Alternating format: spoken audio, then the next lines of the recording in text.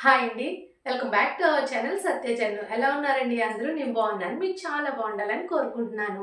ఈరోజు వీడియో వచ్చేసి ఇన్‌స్టాగ్రామ్‌లో నేను ఒక రీల్ చేసి పెట్టాను. అది చాలా మందికి అర్థమైనట్లేదు. సో, అందరికీ అర్థమయ్యేలాగా ఒక ఫుల్ వీడియో చేద్దామని చెప్పేసి ఇలా ఈరోజు వీడియో చేస్తున్నాను. ఇది జరిగి 2 డేస్ అయితే అయ్యిందనమాట. ఇన్‌స్టాగ్రామ్‌లో ఏం జరిగింది అంటే నా పేజ్ ఉంటుంది కదా! దాంట్లో నా ప్రొఫైల్ పిక్ ఉంటుంది. ఆ ప్రొఫైల్ పిక్‌ని నా ఇన్‌స్టాగ్రామ్ పేజ్ నేమ్ ఏదైతే ఉందో సేమ్ అదే నేమ్‌లో కొన్ని మోడిఫికేషన్స్ అయితే చేసుకొని, సేమ్ మా డీపీ ఏదైతే ఉందో ఆ డీపీని పెట్టుకొని ఒక పేజ్ అనేది క్రియేట్ చేసుకున్నారనమాట. చేసుకొని మెసేజ్ పెట్టారు. అది కూడా మా హస్బెండ్‌కే పెట్టారు మెసేజు. హాయ్ వన్ హెల్ప్ అని పెట్టారు. సో, మేము లక్కీగా అప్పుడు ఫోనయితే చూసుకొని యెస్ అని పెట్టాము. అసలెవరు నేను పక్కనే ఉన్నాను కదా! సో, ఎవరు ఈ పేజ్ నుంచి మెసేజ్ అయితే పెట్టారని చెప్పేసి యెస్ అని రిప్లై ఇచ్చాము. అప్పుడు వాళ్ళు వెంటనే మాకు రూ. 1400 కావాలి. నేనిలా షాపింగ్‌లో ఉన్నాను. నా ఫోన్‌పే పనిచేయట్లేదు.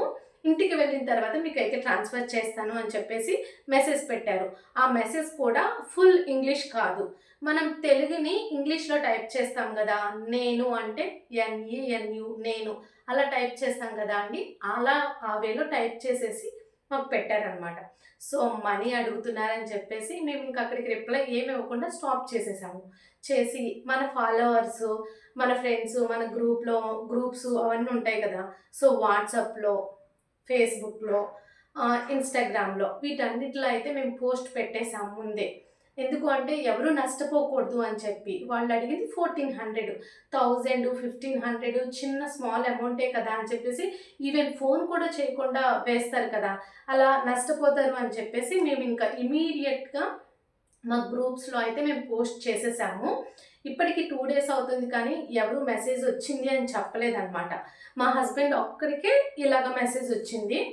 సో, అది మేము ఇమ్మీడియేట్‌గా చూడబట్టి రియాక్ట్ అవ్వగలిగాము. ఒకవేళ చూడకపోతే ఇంకా ఏంటంటే ఇది ఇక్కడ ఒక మెసేజ్‌ని ఇంకా ఎట్ ఏ టైమ్ మన ఫాలోవర్స్ అందరికీ పంపించొచ్చనమాట.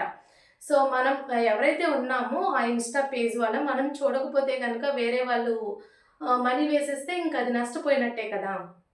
సో, మనమే చూసి ముందుగానే ఇంక దానికి రియాక్ట్ అయ్యాము. అన్నిట్లలో పోస్టులయితే పెట్టేసాము.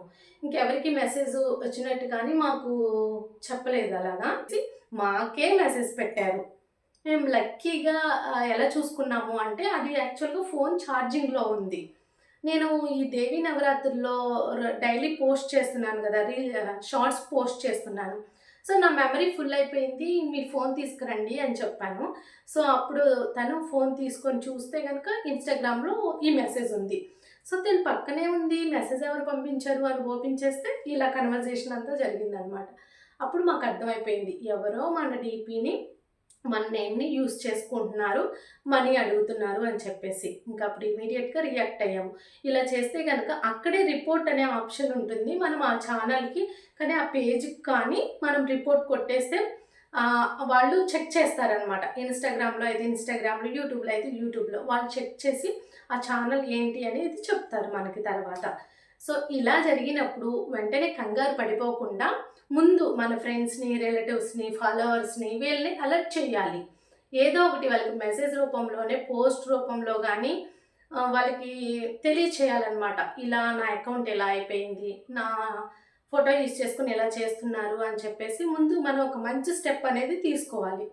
ఇలా జనాల్లో కూడా అవేర్‌నెస్ వస్తుందనమాట. ఇలా కూడా జరుగుతున్నాయా అని చెప్పేసి. సో, అలా చెప్పటం వల్ల ఏమన్నా అయిపోతదేమో అనుకోకుండా మనకేం జరిగిందో చెప్తే మిగతా వాళ్ళంతా తెలుసుకొని ఇలా కూడా జరుగుతున్నాయని అవేర్‌నెస్‌గా ఉంటారనమాట. ఒకటి గుర్తుపెట్టుకోండి. మన రిలేటివ్స్ నుంచి కానీ, ఫ్రెండ్స్ నుంచి కానీ మనీ పంపించిందని మెసేజ్ రూపంలో వచ్చిందంటే అసలు నమ్మకండి.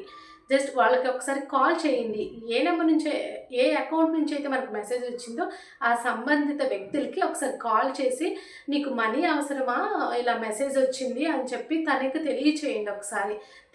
తెలిసిన తర్వాతే మీరు మనీ ట్రాన్స్‌ఫర్ చేయటం అలాంటివైతే చేస్తే మంచిదండి.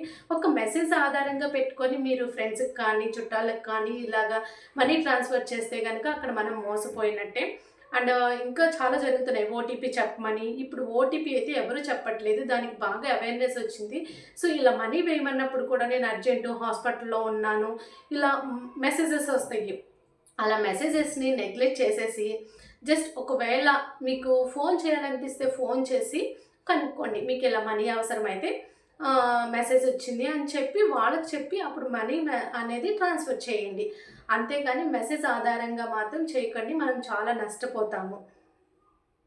ఇది అందరికీ తెలియటం కోసం నేను ఒక లాంగ్ వీడియో చేస్తున్నాను. సో, కొంతమందికైనా ఈ వీడియో చూసిన వాళ్ళకైనా అవేర్‌నెస్ అనేది వస్తుంది కదా! సో, దానికోసం నేను ఫుల్ వీడియో చేసి యూట్యూబ్‌లో అప్‌లోడ్ చేస్తున్నాను.